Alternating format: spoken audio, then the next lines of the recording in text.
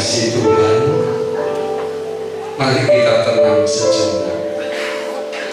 Kita flashback mulai 1 Januari 23 sampai 17 Desember ini.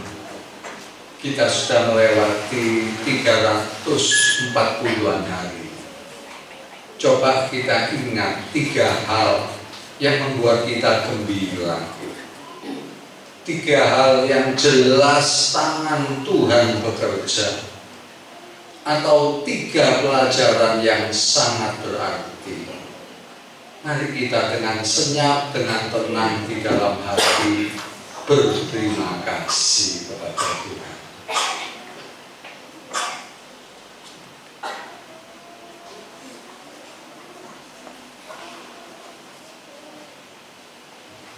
Bapa yang ada di surga,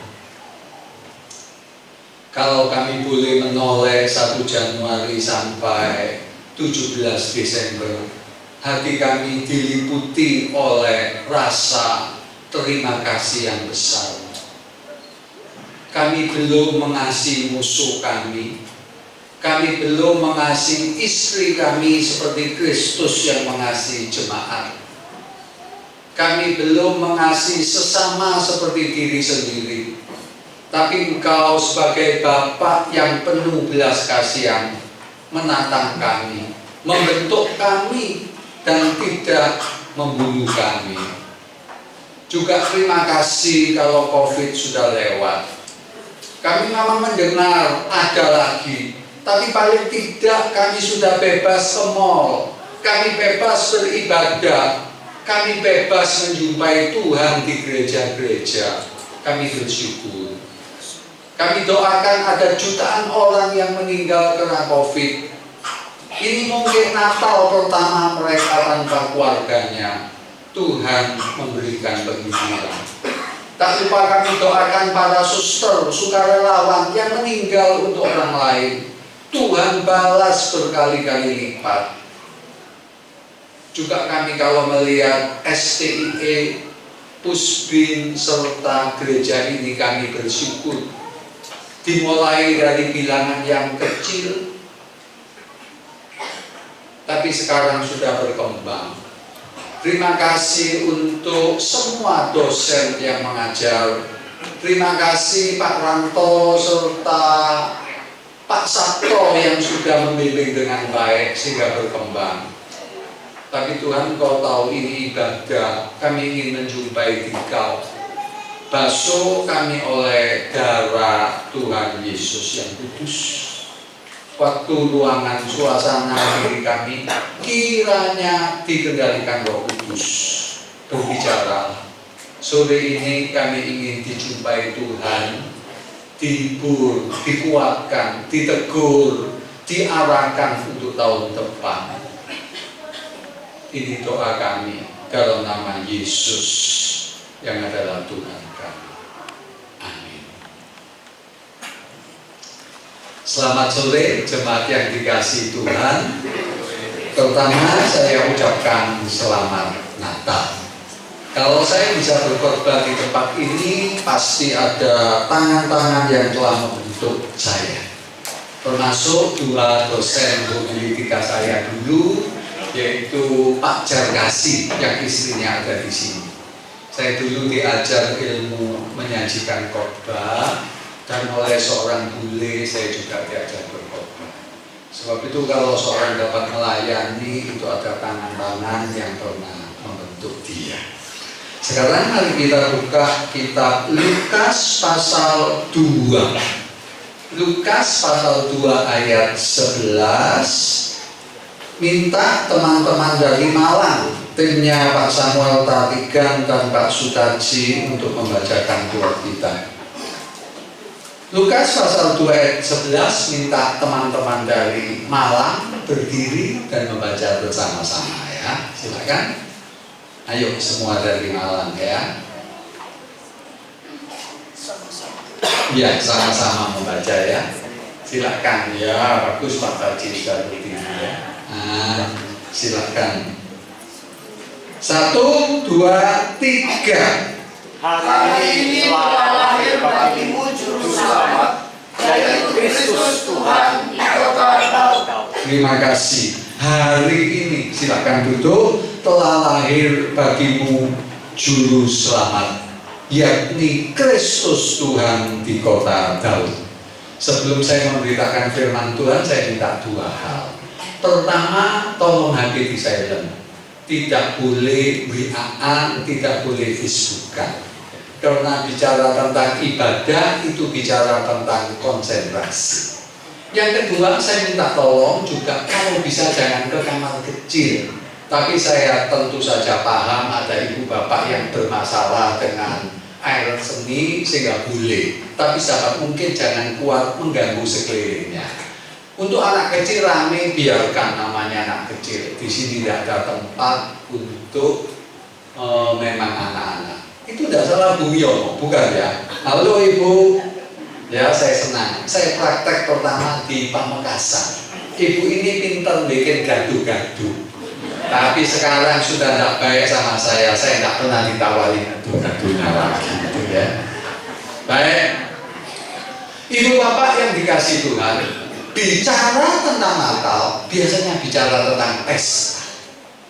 Coba saudara ke New York, pergi ke Hong Kong, pergi ke Jepang, pergi ke Singapura, pertengahan November, saudara bisa melihat pohon Natal yang besar. Suasananya semarak. Juga bicara tentang Natal, biasanya bicara tentang sanggul. Saya pernah pelayanan Natal di Jawa Barat, pulang dibawa ke Cengkareng, ibu-ibunya tanya waktu ngantarkan saya sama temannya, ya Pak kemarin, sanggulku baik atau enggak? Saudara, Natal sebetulnya enggak ada kaitannya dengan sanggul.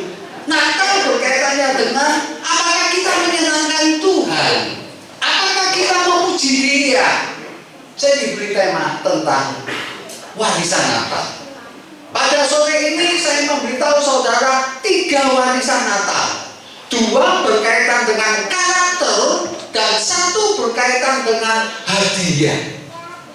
2 berkaitan dengan karakter kita, 1 berkaitan dengan hadiah Tuhan. Ibu bapak, apakah karakter? Apakah bedanya dengan reputasi?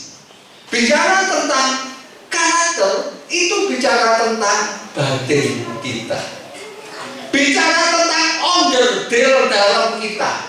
Tapi bicara tentang reputasi itu apa kata orang. Kita lebih takut disoroti orang, disoroti teman, disoroti rekan sekerja. Tapi kita tidak terlalu memikirkan karakter. Karakter itu adalah apa kata Tuhan tentang kita dan apa kata mereka tentang kita, dan itu terpenting. Pada Natal ini saya ingin memberitahu saudara karakter Allah, apa yang perlu kita teladani di dalam kehidupan Kristiani. Pertama, kalau kita teliti daripada kitab suci, karakter yang menonjol daripada Allah yaitu apa? Tidak egois. Sekali lagi saya ulangi, karakter Allah yang menonjol yaitu tidak egois. Kalau saudara pelajari Perjanjian Lama, seorang komentator Alkitab berkata bahwa Allah itu kesepian. Loh, kok bisa Allah kesepian? Iya, Allah kesepian karena memang Allah seringkali diabaikan, ditinggalkan oleh yang namanya manusia. Sejarah Israel adalah sejarah orang Israel tidak tahu berterima kasih. Saudara, enak enggak ketemu orang yang tidak tahu berterima kasih? Sudah dibantu materi, sudah dibantu tenaga, tapi kita dicueki, diabaikan. Dapat orang yang lebih baik, kita ditinggalkan. Allah Perjanjian Lama adalah Allah yang kesepian, Allah yang tidak diterima kasih. Sebetulnya pada waktu Natal ini, kira-kira kitab apa yang perlu kita baca? menurut saya adalah kitab Hosea. Kitab Hosea ini menunjukkan Allah itu Allah yang baik. Dia seharusnya jijik kepada manusia, seperti Hosea yang jijik dengan istrinya yang adalah maaf BTS, pelacur, wanita yang harus dirajam batu. Tapi Allah tetap memanggil dia, menjadikan istrinya.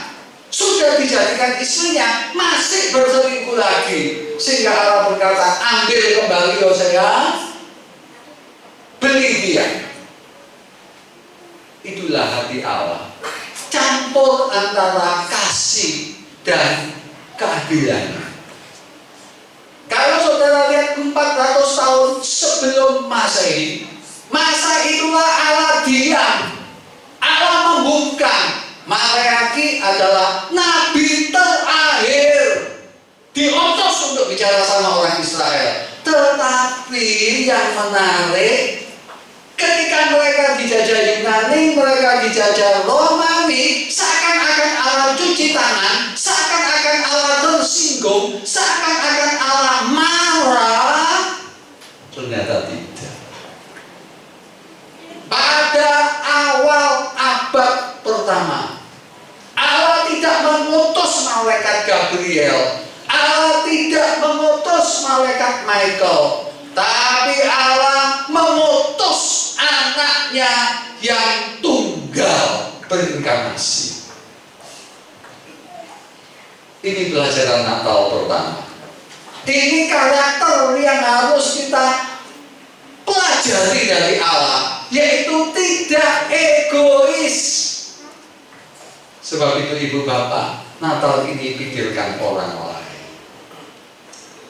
Kalau saudara punya sedikit dana, tanya sama Tuhan, Tuhan, uang ini saya berikan untuk siapa?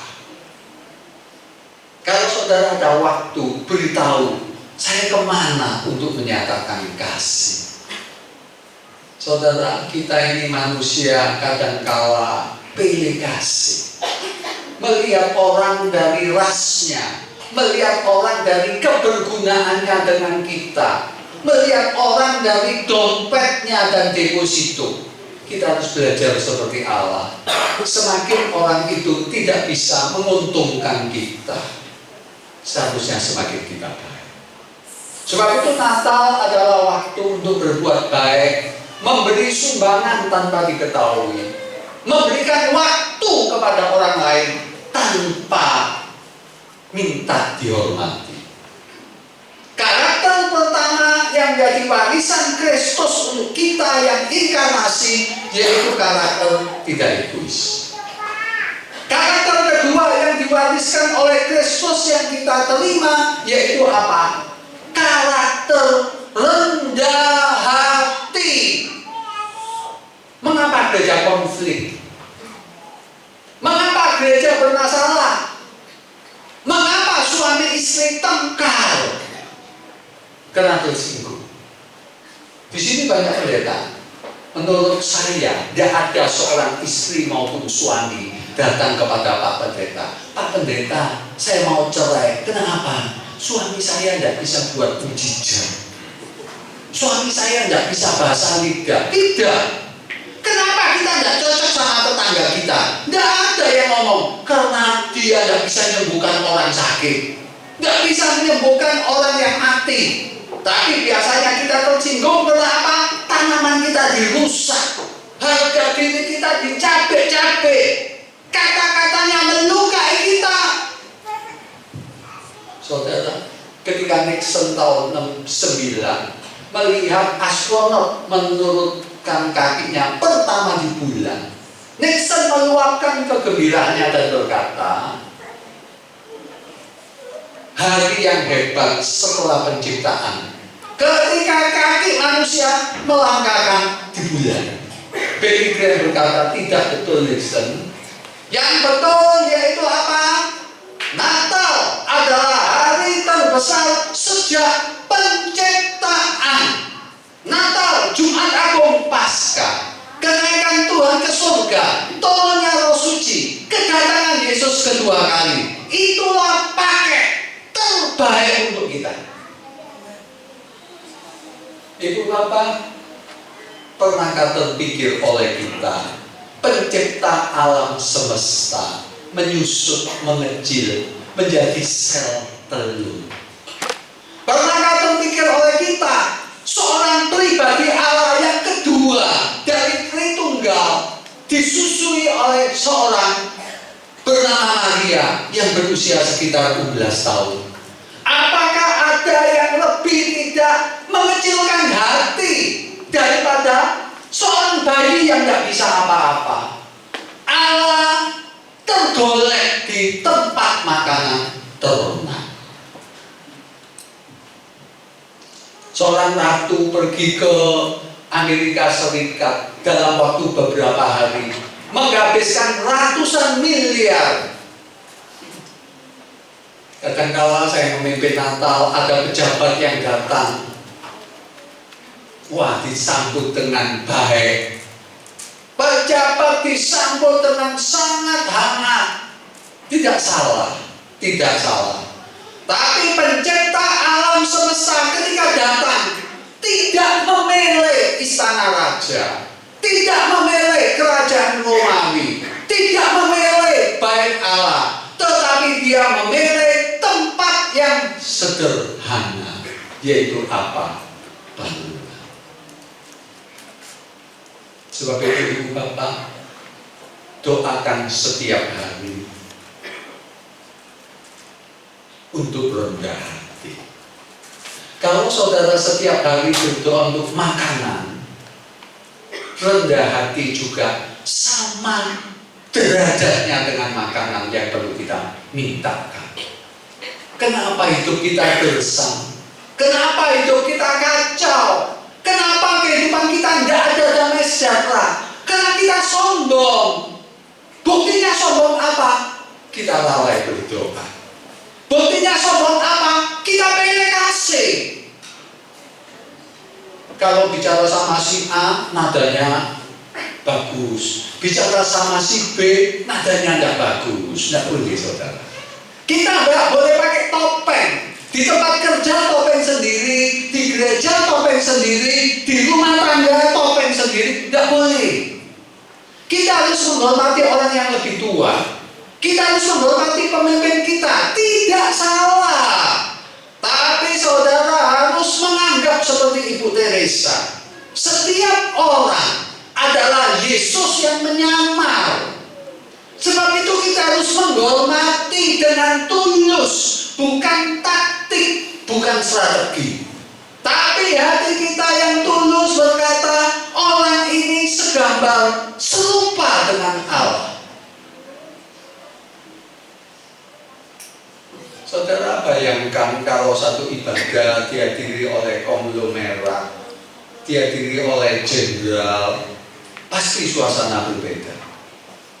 Tapi pernahkah saudara berpikir, non jauh di sana, di gubuk yang ada cuma 3 orang, gubuk yang reot, baunya tidak enak, Yesus pun hadir di situ. 3 orang saja Yesus mau hadir, menunjukkan mentalitas sikap yang rendah hati. Sebab itu pada Natal, belajarlah menghargai orang lain, sopan santun.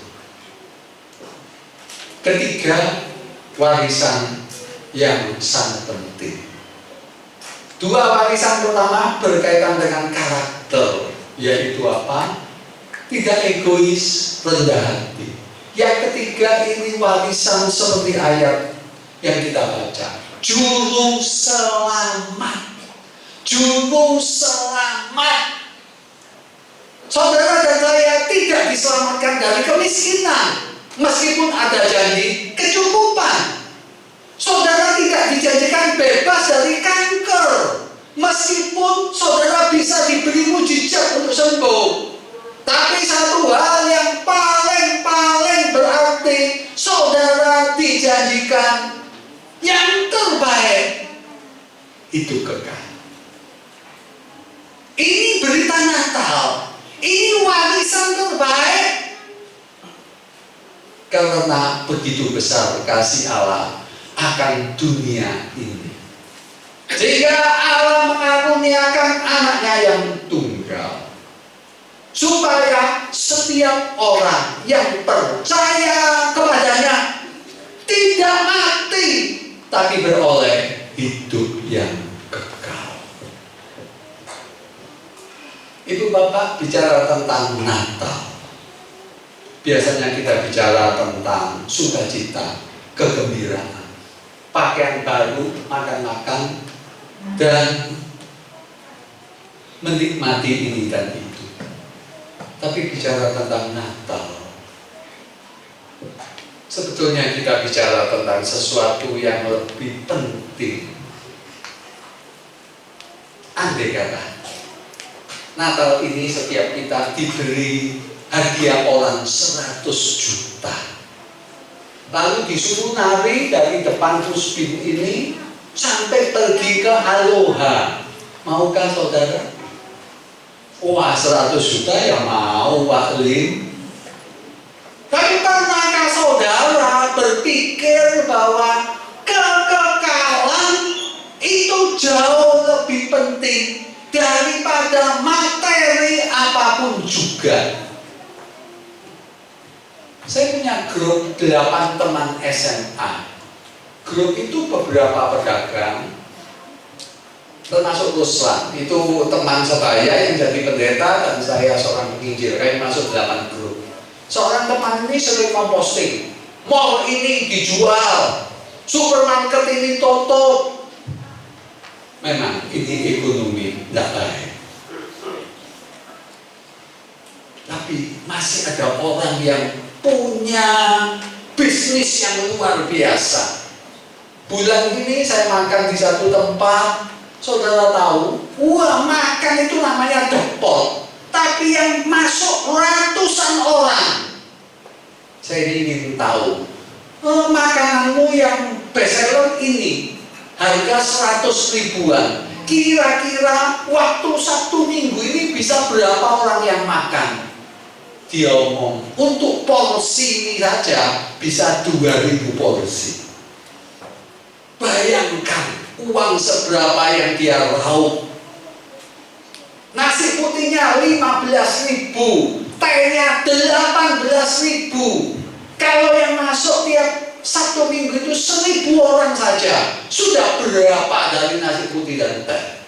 Di tengah kesulitan ekonomi masih ada orang yang sangat beruntung dalam soal bisnis.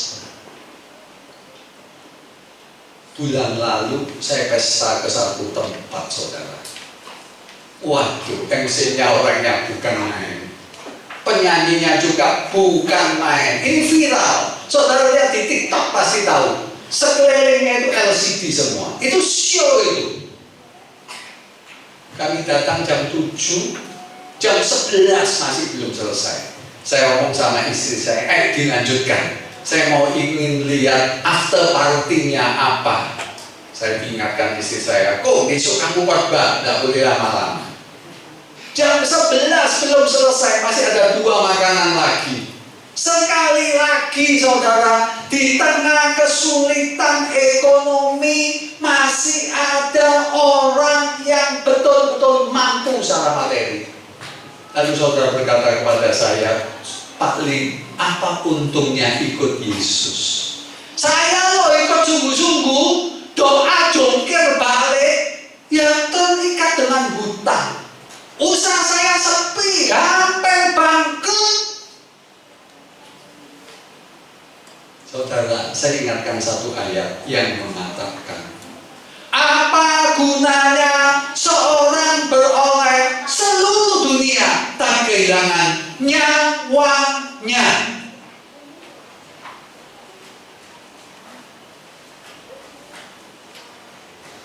Ibu bapak, uang penting. Tidak ada uang kita tidak bisa membeli pulsa. Tidak ada uang kita tidak bisa makan kerupuk, betul ya? Tapi saya ingatkan saudara, kalaupun saudara punya seluruh dunia, tapi kehilangan nyawa, apa gunanya? Oh Pak Lim, saya Saya tidak takut neraka, Pak Lim. Nanti kalau saya masuk neraka, nerakanya saya AC semua, supaya ISIS. Di Surabaya dulu ada satu tempat jual ayam goreng yang terkenal. Wajahnya itu besar, di pinggir jalan raya. Saya suka memberikan istri saya ke situ. Saya ngomong sama yang masak ayam goreng, neraka nanti panasnya seperti minyak yang mendidih. Yang tukang masak senang bergurau, oh tapi neraka itu enak Pak, ceweknya cakep-cakep. Saya juga ngomong, ya sudah ceweknya cakep-cakep. Sekarang begini aja, kalau kamu masak ayam goreng, di depanmu artis Hollywood, semua bikinian loh ya. Lalu tanganmu kamu masukkan ke wajan yang mendidih, masih bisa menikmati artis Hollywood. Ibu bapak, kalau mau tahu neraka gampang. Pulang dari ibadah ini, silakan masak air 1 ganda. Setelah mendidih meluap-luap 100 derajat Celcius, ambil gayu, diguyurkan dari bawah sampai pantat. Kalau itu tidak panas, neraka tidak apa-apa. Tapi yang lebih cepat lagi, habis ibadah ini, saya pinjam boksu Eko, Pak Eko sama jemaat di sini, pinjam 4 setrika listrik, dicolokkan semua, sudah membara. Setiap ibu bapak yang pantatnya paling besar duduk terlebih dulu 5 menit saja. Kalau nggak sakit, oh nggak apa-apa. Betul saudara, saya tidak nakut-nakuti. Sebab itu berita Natal, berita terbaik. Saudara dan saya dibebaskan dari hukuman neraka. Inilah warisan terbaik. Mungkin uang saudara tinggal 100.000, mungkin saudara terjerat hutang 50 juta, bahkan mungkin saudara kena cancer. Saudara masih bisa gembira, bukan digembira-gembirakan, tetapi saudara punya kekekalan, warisan yang kekal. Di dunia ini sementara. Kalau saudara ke Juanda, tunggu 2 jam untuk check-in, bawa kulkas, bawa mebel, bawa TV, buat apa? Cuma 2 jam transit, check-in, buat apa? Saudara, kaya tidak pernah salah, sehat harus diusahakan, tetapi jangan pernah lupa, hidup ini sementara. Yesus 11 rasul matinya tidak enak, dibantai, disalibkan, dibunuh. Paulus hidupnya sangat menderita, tidak dapat apa-apa, tidak ada deposito, tidak ada perumahan, tidak ada apa-apa. Tapi mereka berkata, saya ini cuma pelancong, saya ini sementara ini. Saya ini musafir, mampir ngombe. Sebab itu apa yang saudara gelisahkan, itu sorry ya, kebodohan. Oh Pak Lim tidak tahu jerawat saya ini serius loh Pak Lim, gemuk saya ini serius loh Pak Lim. Kata orang saya sudah tidak seseksi dulu. Lo masih tidak seseksi apa? Oh, 50 tahun lagi saudara juga tidak seksi, pasti. Saudara oplas pun kemana 50 tahun lagi tidak terlalu menolong, betul? Anak 6 tahun, pakainya ponglir merah, anaknya diberitahu oleh papa, anak papamu ini kaya sekali, punya 7 ton emas, punya 1 toples berlian, punya sahamnya tambang minyak. Ini sebelah kanan, semua berupa surat dan itu sah semua. Di sebelah kiri ada kelompok 2, kelompok 2 saja. Saya mau tanya, anak 6 tahun pilih mana? Pasti apa yang buat saudara susah? Dompet saudara hilang. Betul ya? Nggak pernah ada orang yang susah. Kenapa? Nggak PI saya susah. Loh, enggak. Gerejanya tengkar, banyak kekacauan saya susah. Enggak. Dompet hilang susah. Betul? Rambutnya sudah nggak hitam seperti dulu. Kelihatan tua, sudah jelek. Ya memang kita akan expired tuh, saudara. Mau nggak mau sudah diterima lah. Tapi permasalahannya itu cuma kelompok dua. Kelompok dua. Nanti kalau bikin kelompok ingat ya. Saudara yang umur 40 tahun, anggapan sampai 80, dan tiap 5 tahun itu dihargai dengan 1 kelereng. Berarti kelereng saudara tinggal 8. Dan nggak tentu saudara akan meninggal 70-80 tahun. Hidup ini terlalu riskan. Sebab itu Yesus berkata, apa gunanya seorang beroleh seluruh dunia kehilangan nyawanya. Oh Pak Lim, saya tapi tidak mau ke surga. Soalnya Pak, surga itu membosankan. Orangnya pakai baju putih-putih, pakai sayap, dari awan ke awan terbang menyanyi. Kalau nggak gitu ibadah, ya seperti gini tuh lah. Jam 7 ibadah, jam 9 ibadah, jam 12 ibadah, jam 3 latihan kur, jam 7 malam doa semalam suntuk. Apanya yang enak dengan surga? Ibu bapak saudara ditipu setan. Betul-betul ditipu setan. Kalau di dunia yang sudah kotor, masih banyak sukacita, masih banyak pemandangan yang indah, bagaimana mungkin surga membosankan? Bagaimana mungkin? Surga sumber sukacita, tidak ada air mata, tidak ada perpisahan, tidak ada stres, tidak ada depresi, tidak ada pencurian, tidak ada pembunuhan, tidak ada apa-apa yang menyakiti saudara. Yang ada dilambangkan dengan pernikahan, dilambangkan dengan taman, dilambangkan dengan kota yang dari emas. Adakah yang lebih baik dari surga? Bapak Ibu Bapak, sekali lagi tidak punya apa-apa, no problem. Sakit kanker ikuti kemo, berdoa mujizat supaya sembuh, tidak salah. Mau jadi konglomerat juga tidak salah. Ingin anaknya jadi jenderal tidak salah. Tapi jangan berani Pak. Yang terbaik adalah warisan kekekalan. Saya tadi melihat anaknya Pak Sabto, Bu Dewi, anaknya Pak Ranto Senang. Mereka sudah menjadi gadis dan melayani. Saya tadi sengaja lihat anaknya Bu Dewi yang di sini, wah semangatnya pakai keyboard ini, bagus sekali. Sebab itu Ibu Bapak pulang dari ibadah ini, kalau anak-anak belum dalam Tuhan, layani, ajak percaya Yesus secepatnya. Jangan tunggu 5 tahun lagi, khawatir 5 tahun lagi tidak ada.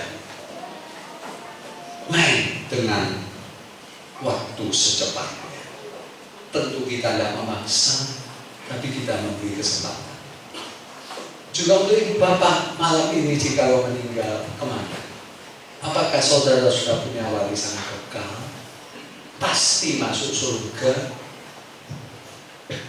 Saya pernah pelayanan di luar pulau dengan seorang artis ibu kota.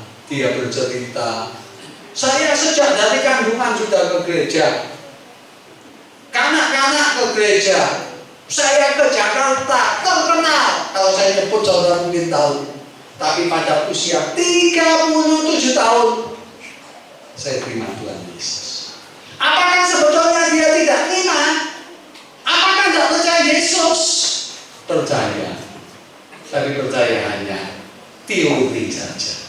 Percaya secara logika, percaya secara otak. Bahkan yang menarik, kadangkala saya diingatkan oleh salah seorang pimpinan saya, Pak Ferdi Manafi, Pak Lim, nanti doa untuk mahasiswa baru, tantang keselamatan mereka. Saya bingung, ini masuk sekolah Alkitab kok ditantang keselamatannya? Oh iya, masih ada yang belum lahir baru, masih ada yang belum percaya Yesus sungguh-sungguh, tantang keselamatan mereka. Ibu bapak, kalau malam ini ada gempa, kemana jiwa saudara? Jangan ngomong tunggu minggu depan, tunggu tahun depan. Siapa tahu minggu depan gak datang, tahun depan tidak datang. Baik untuk saudara dan anak saudara, kita berpacu dengan waktu. Yesus lahir bukan untuk menikah, Yesus lahir bukan untuk menjadi jenderal, Yesus lahir untuk dibantai di kayu salib, menanggung setiap dosa kita. Dan Yesus bangkit, inilah berita terbaik. Yesus bangkit bukan secara rohani, tetapi secara fisik dia bangkit. Dan inilah berita terbaik dari Efesus. Apa gunanya seorang beroleh seluruh dunia, tapi jiwanya binasa? Mari kita berdoa. Kita tenang di hadapan Tuhan. Ada dua warisan yang Tuhan ingin kita miliki pada suasana dan bulan Natal ini. Pertama, karakter seperti Yesus. Rendah hati, tidak sombong, tidak pamer. Yang kedua, tidak egois,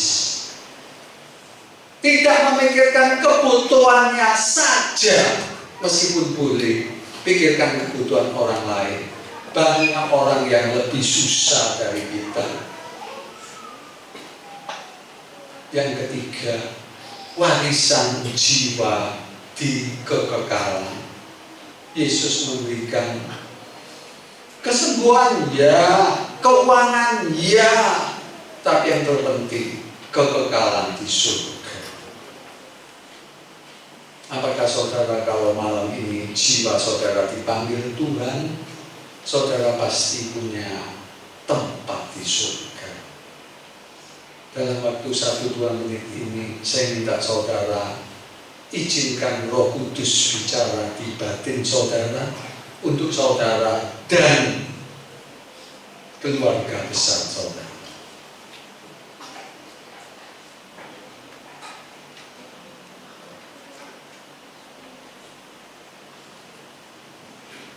Dalam suasana doa, saya ingin memberi saudara undangan. Siapa di antara ibu bapak yang pada sore ini, malam ini, pertama kali ingin mengundang Tuhan Yesus masuk di batin saudara, ingin percaya Tuhan Yesus sungguh-sungguh, saya mohon dengan hormat saudara mengangkat tangannya di tempat masing-masing.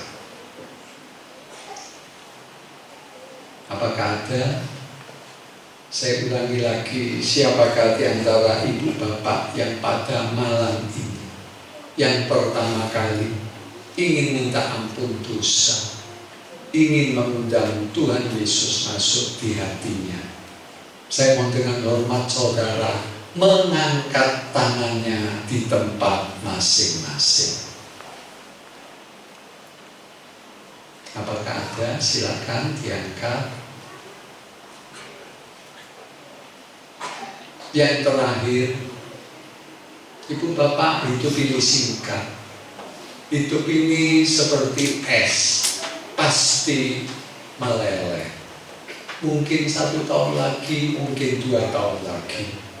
Tapi saya berharap saudara umur panjang, usia 80 sampai selanjutnya. Siapa di antara ibu bapak yang malam ini mau minta ampun dosa, ingin mengundang Tuhan Yesus masuk di batinnya, saya mohon dengan hormat saudara mengangkat tangannya di tempat masing-masing. Baik, kalau tidak ada, mari kita berdoa kepada Tuhan. Bapa yang di surga, berkatilah semua panitia yang bekerja keras untuk ibadah Natal ini. Engkau tolong setiap kami untuk menyembah Engkau seperti Majus, memberikan yang terbaik kepada Dikau pada malam Natal ini. Kami akan melanjutkan acara, kiranya Roh-Mu terus memberkati ibadah kami agar menyenangkan hati. Ini doa kami yang kami naikkan dalam nama Tuhan Yesus. Amin. Waktu dan tempat saya kembalikan kepada worship leader.